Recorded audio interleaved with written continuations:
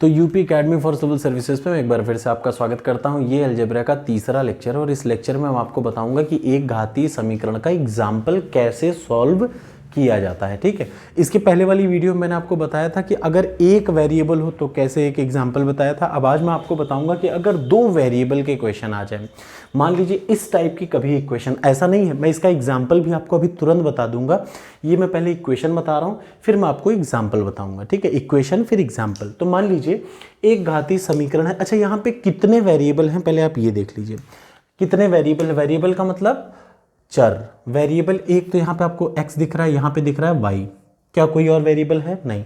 इस वाली इक्वेशन को देखिए, दो इक्वेशन, ये इक्वेशन 1 है, ये इक्वेशन 2 है। दोनों इक्वेशन में आप देख पा रहे हैं कि एक x है और दूसरा y है। अब ऐसा नहीं होना चाहिए कि दो इक्वेशन रहे और वहाँ चार वेरिएबल। अगर चार वेरिएबल तो चार इक्वेशन। कितने वेरिएबल हैं? x और y, सिर्फ दो ही वेरिएबल हैं।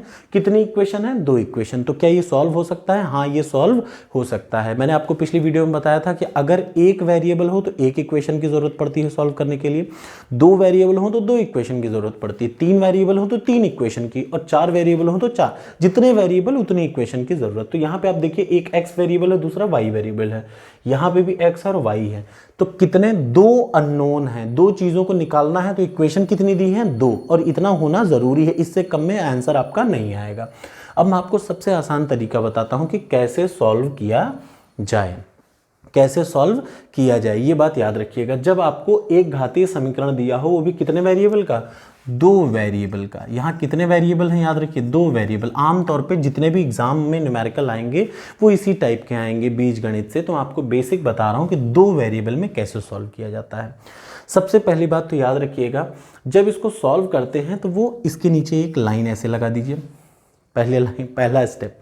दूसरा स्टेप, आप बस देखिए, एक बात याद रखिएगा, x घटेगा x से, y घटेगा y से, ये घटेगा इससे।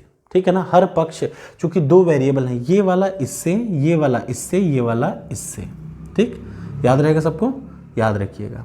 ठीक है, ये वाला इससे, ये वाला इससे, ये वाला इससे। अच्छा, घटाना है, घटाना है कि जोड़ना है? हमें घटाना है, इस इक्वेशन से इसको घटाना है। तो सबसे पहले एक माइंड में पहली चीज याद रखिएगा, जब घटाएंगे तो हमें इस इक्वेशन के नीचे लिखना हो। यहाँ पे क्या लिख देंगे? ये हो जाएगा नेगेटिव। ये माइनस है तो इसको क्या कर देंगे? पॉजिटिव। ये अगर प्लस है तो इसको कर दीजिए नेगेटिव। नीचे वाली इक्वेशन के साइन को चेंज कर दीजिए, सबसे पहला काम। ठीक, अब x नहीं है, ये क्या है? माइनस x है। ये 4y माइनस का नहीं है, अब क्या है? Plus 4y। ये प्लस का 10 नहीं है, माइनस का 10 है। पक्का? अब क्या करना है? दूसरा स्टेप याद रखिए। पहला स्टेप तो नीचे जिस इक्वेशन, किसी भी, अब इसको नीचे लिखे चाहे इसको, जिसमें से जिसको ऊपर लिखना हो, जिसको नीचे लिखना हो, आप पे है। कोई भी इक्वेशन ऊपर लिखिए, कोई भी नीचे। जब नीचे रखिए तो सबसे पहला स्टेप, नीचे वाली के साइन को बदल दीजिए। बदल दिया। दूसरा स्टेप, किसी एक को पकड़ लीजिए। जैसे मैं मान लेता हूं x को पकड़ लेता हूं। किसको पकड़ लूं? x को पकड़ता हूं मैं। ऊपर वाला x और नीचे वाला x। x के आगे क्या दे रखा है? ये जो दे रखा है, ये क्या दे रखा है? x के आगे जो कांस्टेंट है वो कितना है? 2। पक्का? x, ऊपर वाले x के आगे कितना है कांस्टेंट? 2। और नीचे वाले x के आगे कितना कांस्टेंट है? 1। दोनों में, अब जैसे ऊपर वाले के आगे है 2, तो नीचे की पूरी इक्वेशन में 2 से मल्टीप्लाई कर देना है।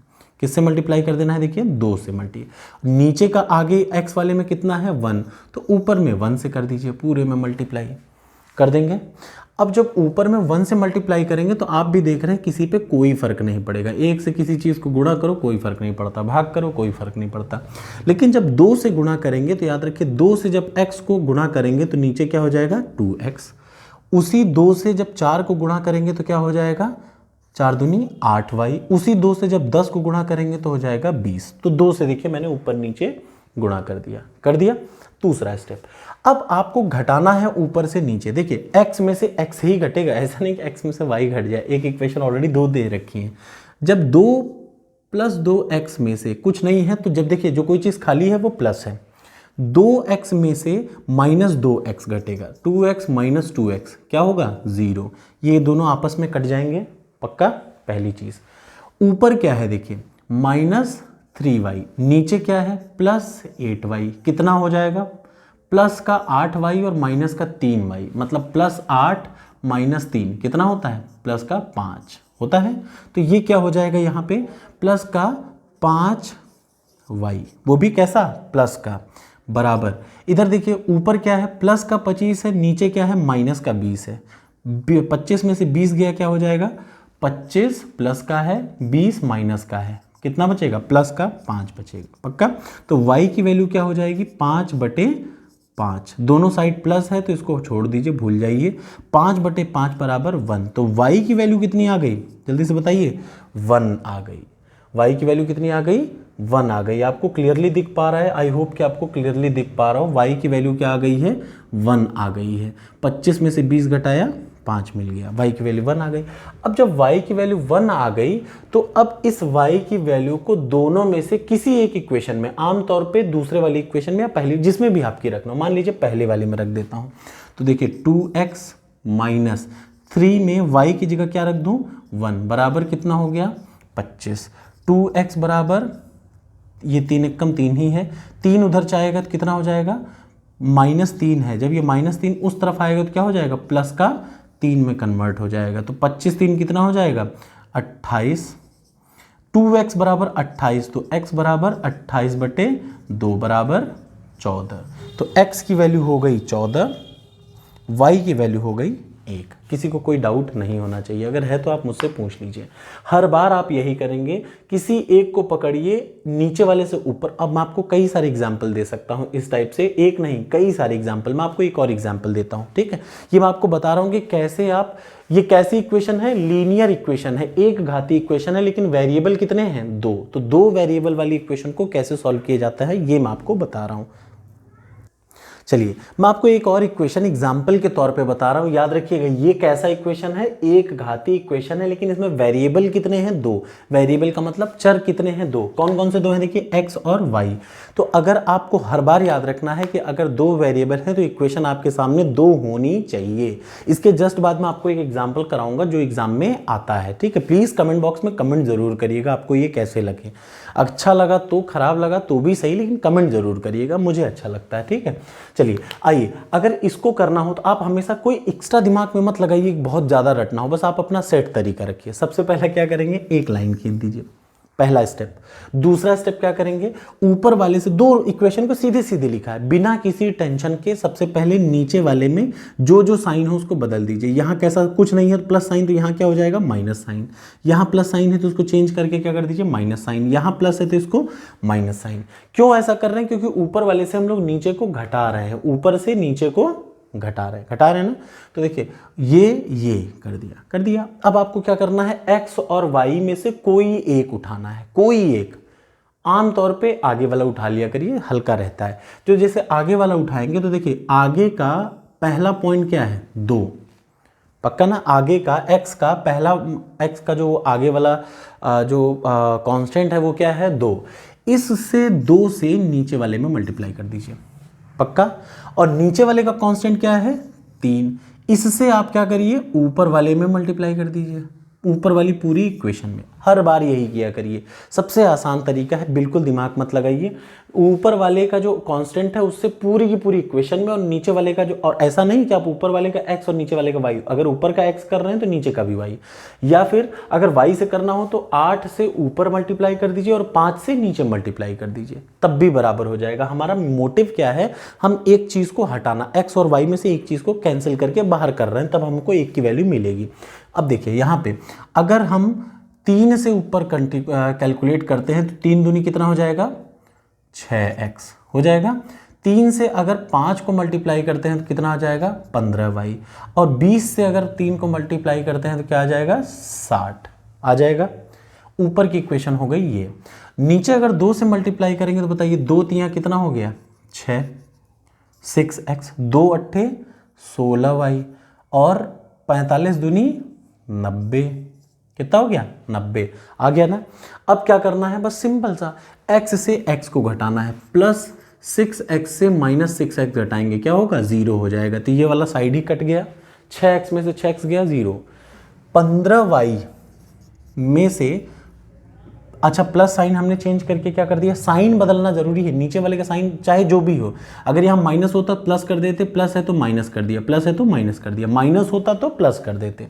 तो 15y माइनस 16y बराबर कितना हो गया, माइनस वाई, क्योंकि 15 में से 16 घटाएंगे तो माइनस 1 बचेगा, लेकिन 16 में से 15 घटाएंगे तो 1 बचेगा, तो यहाँ क्या बचेगा, माइनस 1। तो यहाँ पे क्या लिखेंगे, minus Y. Right hand side में देखिए, इसीलिए इसको इक्वेशन बोलते हैं कि दोनों साइड इक्वलिटी के, लेफ्ट वाला ये, राइट वाला क्या, माइनस का 90 और प्लस का 60, कितना बचा 30, वो भी कैसा, माइनस का, जो बड़ी संख्या हो उसका ये लग गया, चूंकि 90 बड़ा है, याद रखिए जो संख्या बड़ी होती है उसका साइन लगता है, तो 90 बड़ा है, माइनस का 90 है और प्लस का 60 है, तो कितना बचा, माइनस का 30 बचा।